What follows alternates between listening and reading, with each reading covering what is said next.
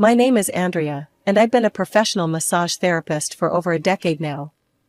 For the past 8 years, I've also been a wife, though sometimes I wonder if that role suits me as well as my career does. I'm 35, with dark hair that's usually tied back in a practical ponytail, and hands that have become strong and skilled from years of working on tense muscles.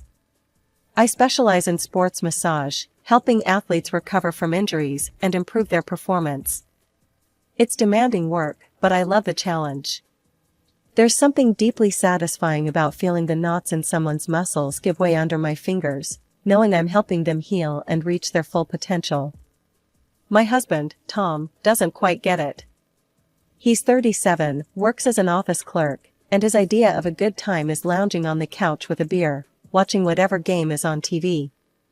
He's not a bad guy, really. Just different from me. Andrea, why don't you take a break? Tom called from the living room as I pored over my accounts one evening. Come watch the game with me. I sighed, rubbing my temples. I can't, Tom. I'm trying to figure out how much more I need to save for the office space.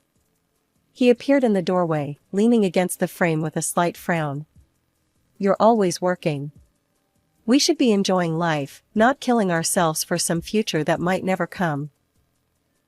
This is important to me, I said, trying to keep the frustration out of my voice. I want my own business, my own space. I'm tired of working for other people. This was a familiar dance between us. We'd reached a compromise of sorts over the years.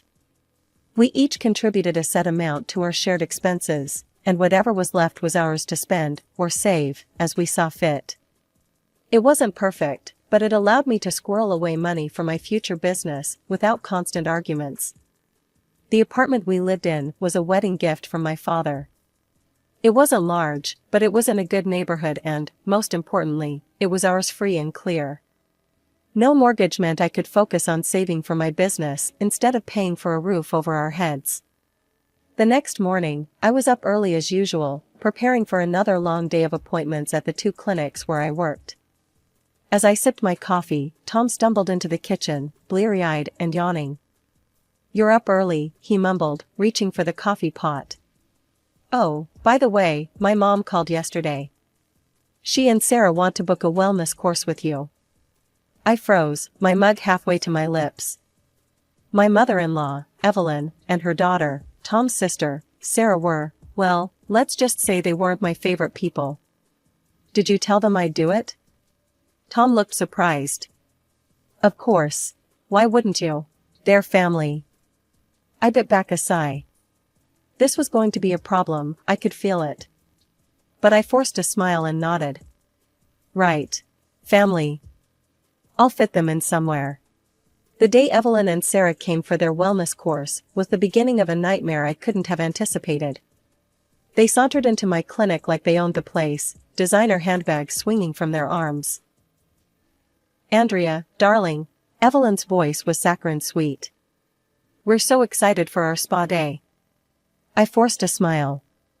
It's not exactly a spa day, Evelyn. This is a therapeutic massage course. Sarah rolled her eyes. Same difference. Let's get started, shall we? I have a hair appointment later. I gritted my teeth and led them to the treatment room. For the next 2 hours, I worked on relieving Evelyn's chronic back pain and Sarah's tension headaches. I used every technique in my arsenal, determined to give them the best possible treatment despite their attitude. As we finished up, Evelyn stretched languidly. Oh, that was lovely. We'll have to do this again soon. Great, I said, reaching for my appointment book. When would you like to schedule your next session? It will cost. Andrea, Evelyn cut me off, her voice suddenly cold. We're family. Surely you're not expecting us to pay for this? My jaw dropped. What? Of course, I expect payment. This is my job, Evelyn. Well, I never, Evelyn huffed. Tom will hear about this. Come on, Sarah. They swept out of the clinic, leaving me stunned and angry. I knew I should have seen this coming, but their audacity still caught me off guard. That night, I confronted Tom about it. "Your mother and sister came in for treatments today," I began, trying to keep my voice level. "They refused to pay." Tom looked up from his phone, surprised. "Well, maybe you should have just given it to them as a gift. They are family, after all." The following weeks brought more frustrations. Evelyn started calling regularly, complaining about various aches and pains, hinting heavily that I should help out. Sarah took to dropping by unannounced on weekends, kids in tow. "Andrea, be a dear and watch the kids for a few hours," she'd say, already halfway out the door. "I've got a mani-pedi appointment." I tried to protest, to set boundaries, but Tom always sided with them. "They're family," he'd say, as if that explained and excused everything. One Saturday, after Sarah had once again left her children with me without warning, I confronted Tom. "This has to stop," I said firmly. "I'm not a free babysitter or on-call masseuse. You need to talk to your sister." Tom's face darkened. "Andrea, they're my family. I expect you to be loyal and obedient. That's what a good wife does." I stared at him, really seeing him for perhaps the first time in our marriage. This man, who I'd loved for 8 years, didn't understand me at all. He didn't support my dreams, didn't respect my work. To him, I was just an extension of his family, expected to fall in line with their demands.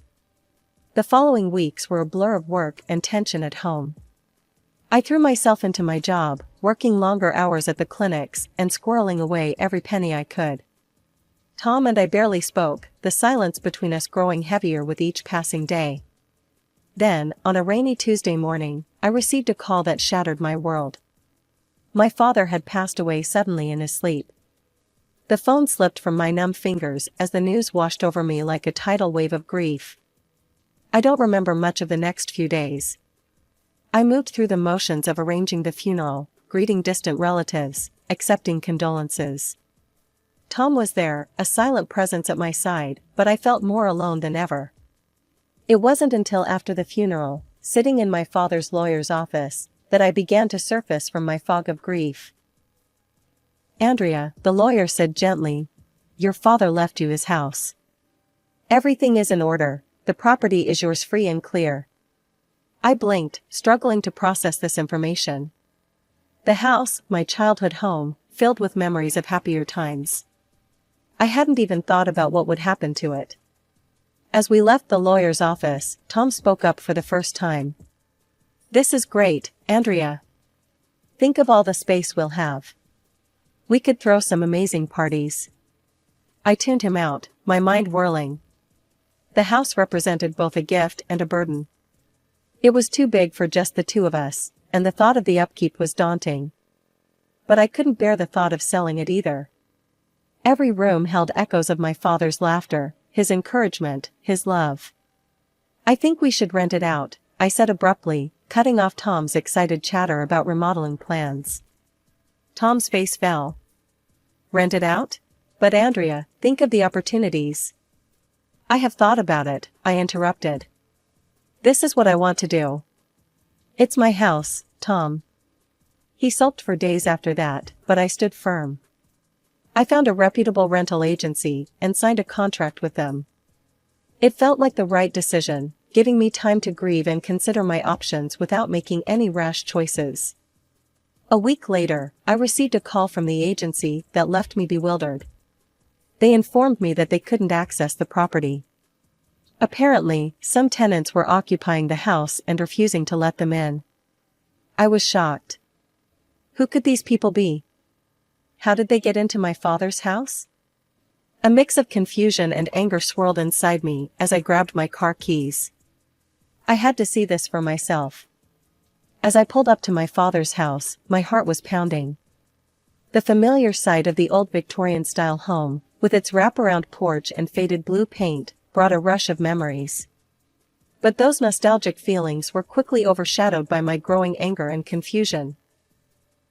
I marched up to the front door and knocked forcefully. "Hello?" I called out. "This is my property. I demand to know who's in there."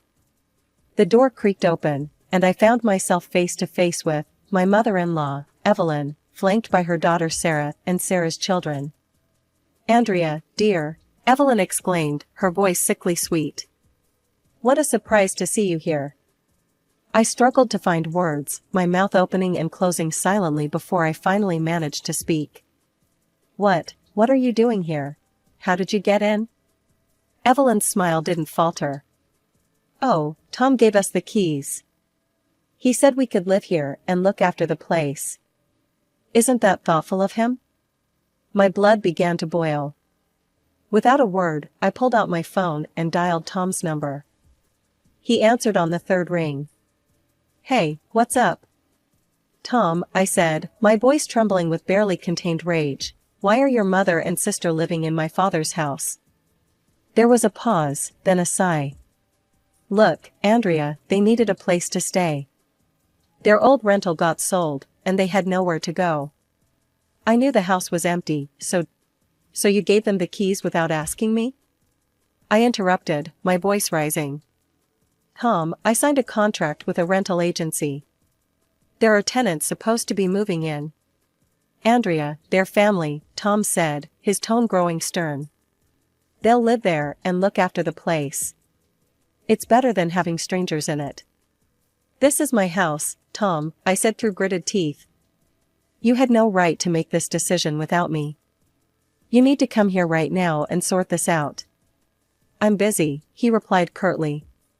"You're overreacting. Just let them stay." With that, he hung up. I stared at my phone in disbelief, then turned back to Evelyn and Sarah. "This isn't your house, and you have no right to be here. I'm asking you nicely to leave. Don't make this more difficult than it needs to be." Sarah let out a harsh laugh. "Or what? You'll call the cops on your own family?" I met her gaze steadily. "If I have to, yes."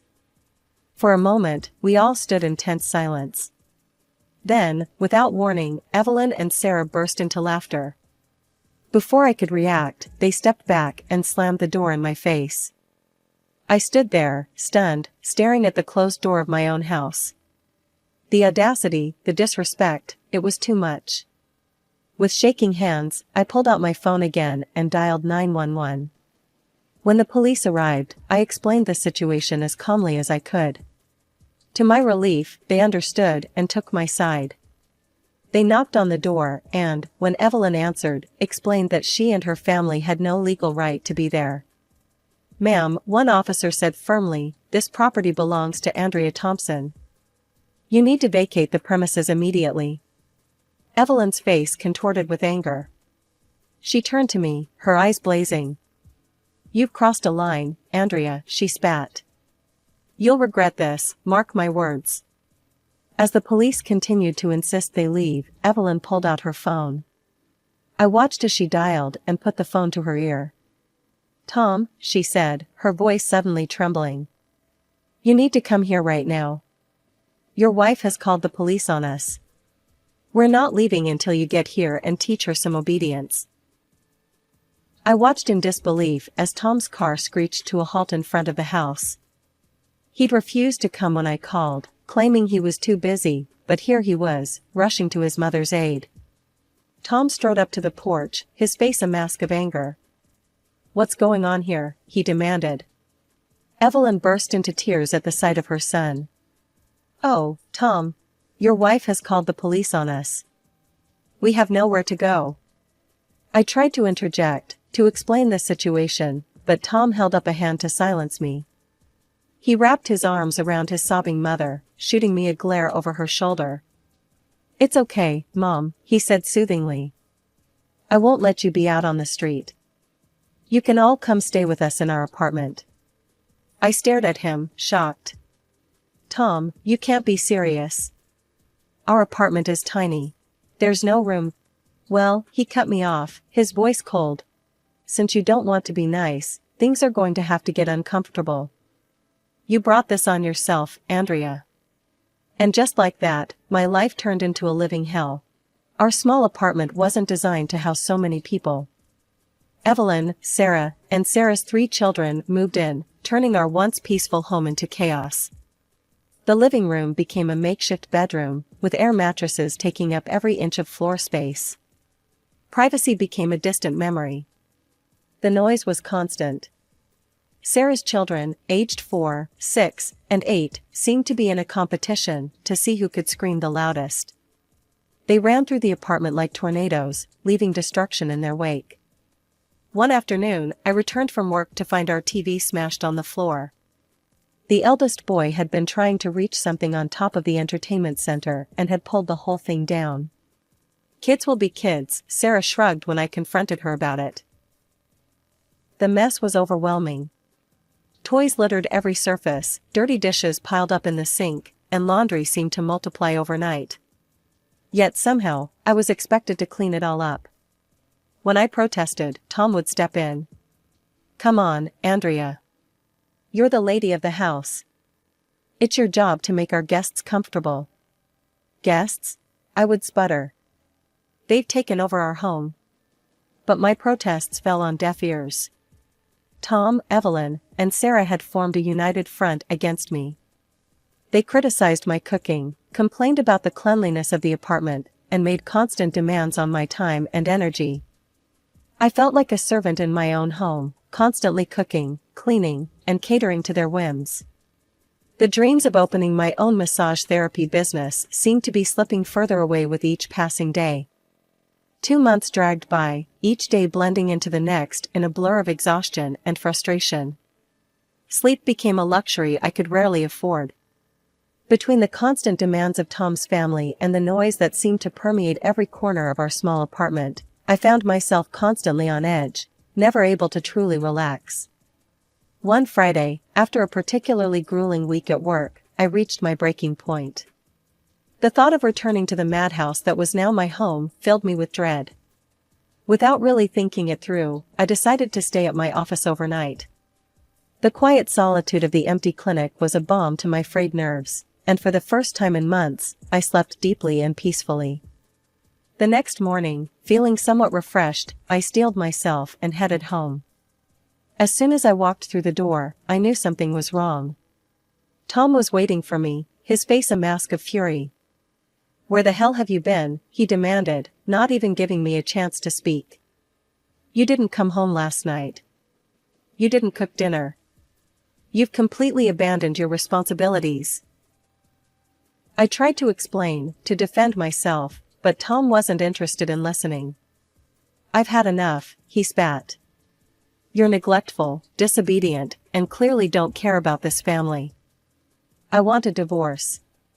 Before I could process what was happening, Tom thrust a stack of papers into my hands. Divorce papers. Already signed by him. "I'll be demanding half of everything," he said coldly. "Now get out. I don't want to look at you anymore." With that, he pushed me out of the apartment and slammed the door in my face.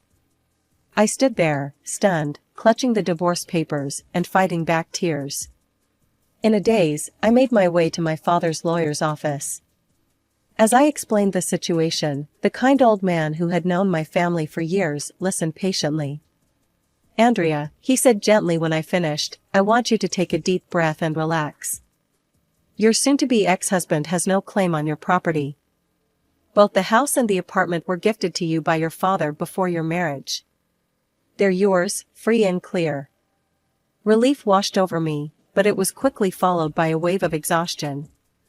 As I left the lawyer's office, I found myself driving towards my father's house, my house now, I reminded myself. I made my way to my father's study, a room that had always been a sanctuary of sorts. As I began to sort through the papers on his desk, a sealed envelope caught my eye. It was addressed to me, in my father's familiar handwriting. With trembling hands, I opened the letter and began to read. "My dearest Andrea. If you're reading this, it means I'm no longer with you. I want you to know how proud I am of the woman you've become. You've always had such drive, such passion for your work. I've watched you pour your heart and soul into your dream of owning your own massage therapy business. I'm writing this to tell you to follow your heart, Andrea. Trust yourself. You have the skills, the determination, and the compassion to make your dream a reality. To help you on your way, I want you to sell this house. Use the money to open that salon you've always talked about. I know it might be hard to let go of this place and all the memories it holds, but I want you to create new memories, new successes. Remember, I will always be with you, cheering you on. Go make your dreams come true, my darling daughter. All my love. Dad. Tears streamed down my face as I finished reading. Even now, months after his passing, my father was still supporting me, still believing in me. With renewed energy, I picked up the divorce papers Tom had thrust at me. Without hesitation, I signed my name next to his. This chapter of my life was over, and I was ready to start a new one. The next morning, I marched into the mayor's office and filed the divorce papers. As I walked out, I felt as if a weight had been lifted from my shoulders. I was free. My next stop was my realtor friend, Sarah's office. Within weeks, both my father's house and the apartment were sold. The proceeds were more than I had dared to hope for. With Sarah's help, I found the perfect space for my massage parlor, a large, airy room in a bustling part of town. I poured my heart into transforming it, choosing soothing colors and comfortable furnishings. Every piece of equipment I purchased felt like a step closer to my dream. My final task was finding a new place to live. I fell in love with a small, cozy apartment just a few blocks from my new salon.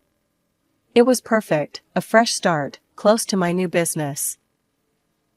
As I was moving my things into my new apartment, I received a frantic call from my former neighbor. New tenants had shown up at my old apartment, much to the shock of Tom and his family. I couldn't help but smile as I imagined their confusion and panic as they scrambled to pack up and leave. It wasn't long before my phone rang again. This time, it was Tom. "Andrea, what's going on?" he demanded. "Why are there strangers in our apartment? And why did I get a notice from the mayor's office about our divorce being finalized?" I took a deep breath. "It's not our apartment anymore, Tom. I sold it. And yes, the divorce is final. This is what you wanted, remember?" There was a long pause on the other end of the line. When Tom spoke again, his voice had softened.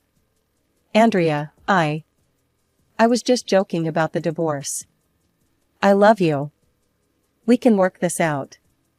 I'll tell Mom and Sarah to move out. Please, just come home." "No, Tom," I said firmly. "This isn't about your mother or sister anymore. This is about us. You've shown me exactly who you are and what you think of me. I deserve better than that." With that, I hung up and blocked his number. As I looked around my new apartment, I felt a sense of peace settle over me. This was my space, my life, on my terms. A year has passed since I took that leap of faith and opened my own massage therapy salon. As I stand in the reception area, watching clients come and go, I can hardly believe how much has changed. My little salon has flourished beyond my wildest dreams. Word of mouth spread quickly about the quality of our treatments, and soon we were the talk of the town. My appointment book, once filled with blank spaces and hope, is now packed solid for months in advance. I've had to hire 3 additional therapists to keep up with demand. As I watch them work, guiding clients through their treatments with skill and compassion, I feel a surge of pride. This is what I've built, what I've nurtured. It's more than just a business, it's a place of healing, of renewal. Financially, I'm more secure than I've ever been. The constant stress of pinching pennies and sacrificing my own needs for others is a distant memory. I can afford to pay myself and my staff well, invest in top-quality equipment, and even set aside a healthy chunk for savings and future expansion. But more than the financial success, it's the freedom that I cherish most. The freedom to make my own decisions, to shape my business and my life according to my own vision. No more compromising my dreams to appease others. No more putting my own needs last. I've heard through the grapevine about Tom and his family. Apparently, they're all crammed into a rented apartment across town. The reports aren't pretty: constant bickering, financial struggles, and a general air of misery. Part of me feels a twinge of sympathy, remembering the good times Tom and I once shared. But then I remember how he treated me, how he allowed his family to steamroll over my needs and dreams, and the sympathy fades. As I enter my apartment, I'm greeted by blessed silence. No screaming children, no demanding in-laws, no sulking husband. Just peace, and the freedom to spend my evening however I choose. My phone buzzes with a text from Lisa, my assistant, a last-minute booking request from a client in pain. Without hesitation, I tell her to schedule them in. This is why I do what I do, to help, to heal, to make a difference. As I head to bed that night, I pass by the photo of my father on my nightstand. His proud smile seems to glow in the dim light. "We did it, Dad," I whisper, touching the frame gently. "We really did it." I fall asleep with a smile on my face, excited for what tomorrow will bring. This is the life I've always dreamed of, challenging, fulfilling, and entirely my own. And I wouldn't have it any other way.